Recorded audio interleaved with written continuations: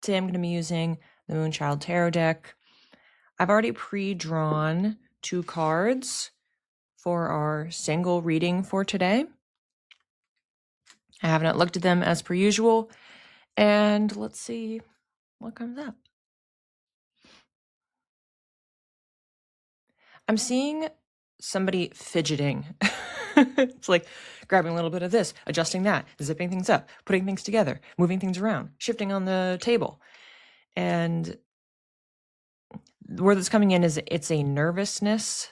It's being distinguished from general anxiety, and the nervousness being directed towards something specific.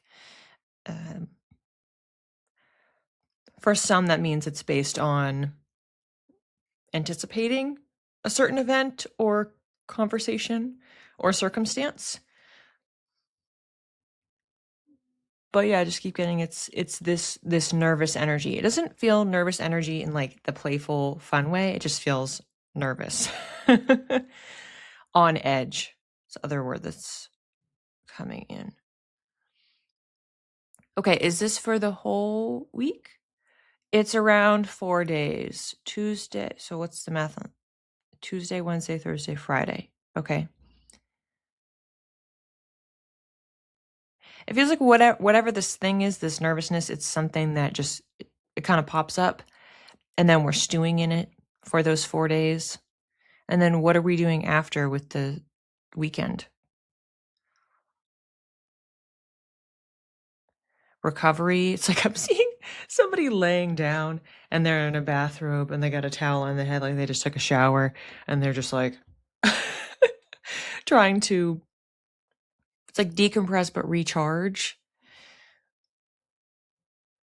So for some people in particular, I'm getting it's like a good 80% of people, when you have this nervousness going on, the self-care, but really just like maintenance, it's even for some, it's like basic hygiene things, kind of just drop off and fall away because you're so focused and activated by this thing that is happening or is going to happen.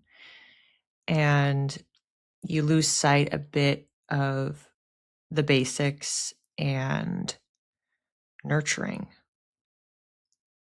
So does that ultimately give us our main lesson, or take it, flip over the card?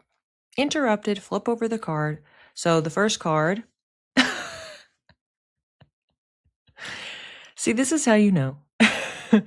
For context, I picked these cards because I thought I was going to record this a day before today. I picked these cards yesterday. These just have been sitting here on my desk, face down, for over 24 hours.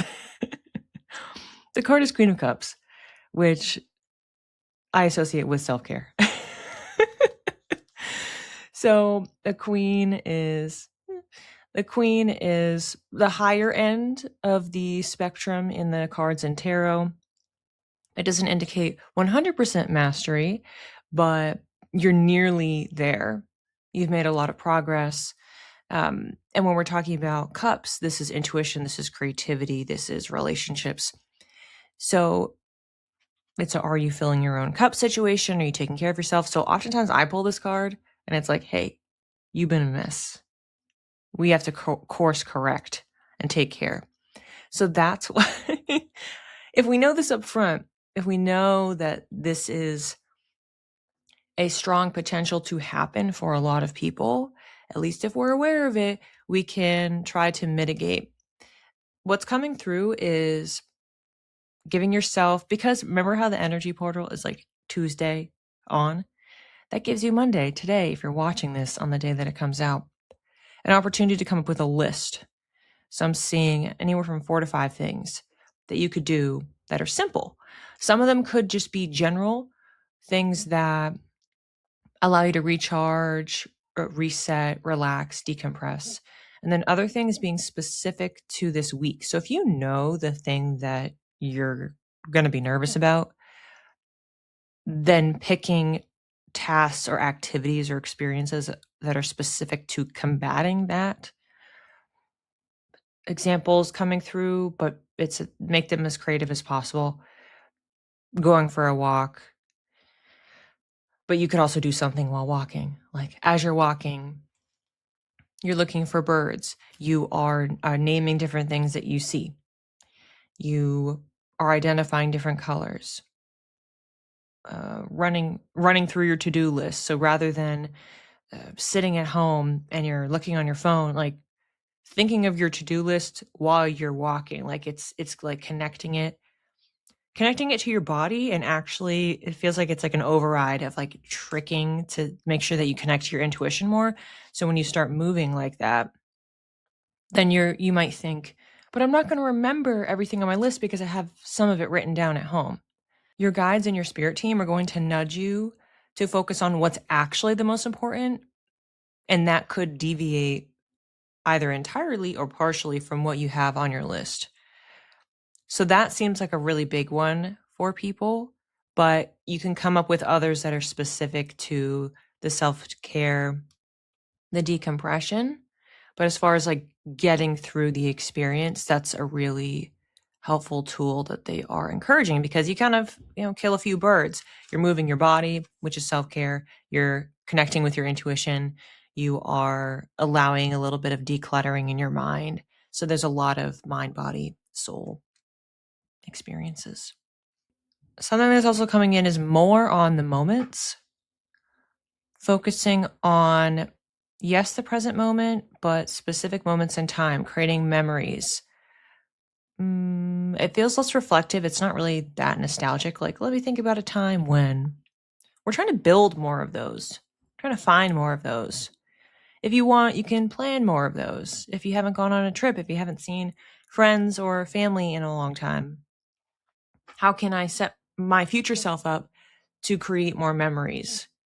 And so reaching out to some of those different people and getting some of those conversations going, or coordinating when you could get together, even if it's 6 months from now, doing a bit of that. And this does feel related here because there's a relationship piece. There is a, for you, if part of your self-care is connecting to others, or just, even if you're not talking, you're just together.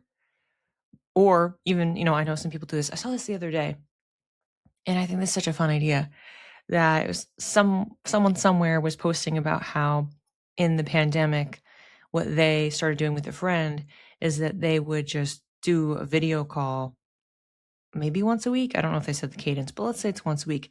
And they would just do a video call with a friend, and they would both make the same dinner.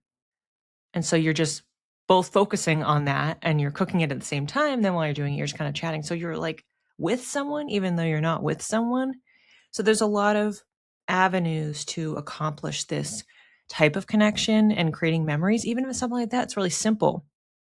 Let's say that you did that with somebody one time, unless the two of you were cracking up, like, oh my gosh, this is so funny, or that meal came out terrible. It becomes more of a solidified memory and experience if you actually do it multiple times. So there is a bit of that happening as well. It's not just about building one memory, it's about creating moments. It was plural, moments with these different people. And having some of them now, having some of them later, having them repeat, having them continue over time. And I'm getting the nudge to flip our card over. So interesting. So we have Knight of Swords. Woo! Knight of Swords.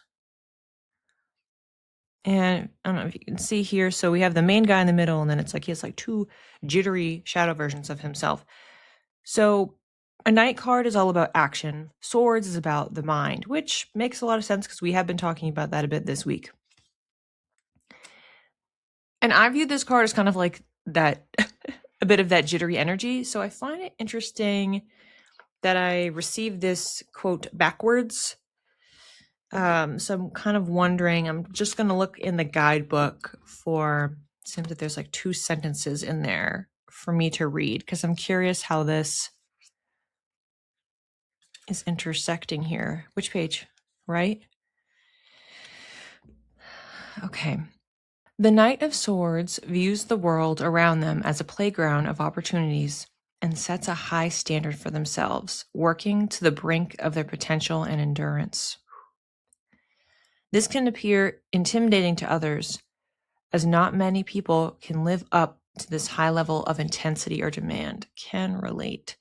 keywords are ambition, impulsivity. That's what I usually think of when I see this card. So I think that other context is kind of surprising given our current narrative. So if it's action and it's that kind of flightiness of like, I'm going to go here, I'm going to do that. It is a bit of that bigger energy that we have across the board, but there was a relationship there present. It wasn't just about what you are doing as an individual. You're following that. It's not passion, but you are connecting your actions with your mind and what you're trying to do and say and communicate and get across. And that might not always be received by other people.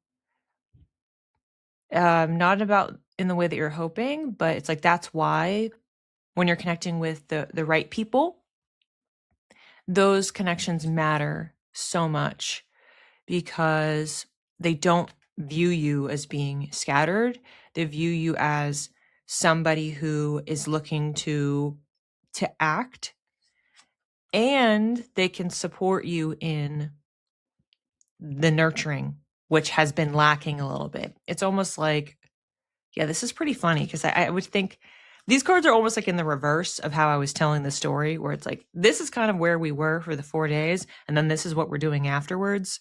But we were led with this to know, so this is going to be happening, but let's actually not just save this for the weekend. Let's try to do this the full time to combat what's happening here and not, I don't want to say burning out because it's not necessarily about burning out, but it's about the intensity. And that's where when you can slow down, but again, it's not even less about going slow. It's like, it's okay if you go quick. It feels like this week it's okay if you go quick. Things are a little bit amplified. But how can we find ways to navigate through that are supportive? Like the example I gave about walking. Well, you were moving, you were active, you were doing something, you were figuring out your to-do list, but it was in a slightly different way that was more supportive to help you reset. Quick notes on astrology. We don't have too much in the way of major activity this week. The moon goes from Sagittarius today to Capricorn on Wednesday, and then goes into Aquarius on the 10th, which is the Friday, and then stays there through the weekend. So that's kind of interesting. That does overlap with our timeline here. And then Mercury exits his post shadow, and Mars enters Aries on the 9th. So those are some pretty notable topics related to action, related to forward momentum. And that's why it is important that what our mind is doing, what our body, soul, spirit is doing, everybody being on the same page. If you're watching this on Monday morning, I have a meditation class at 11 a.m. Eastern time on Insight Timer. If you've missed that, then my next live class is on April 15th at 10 a.m. Eastern time, and I'm going to be offering mini natal chart readings. So if you would like to join, I will include the link in the description below. Please leave a comment with your thoughts, reflections, either from the first lesson or as the week progresses, how this reading relates for you.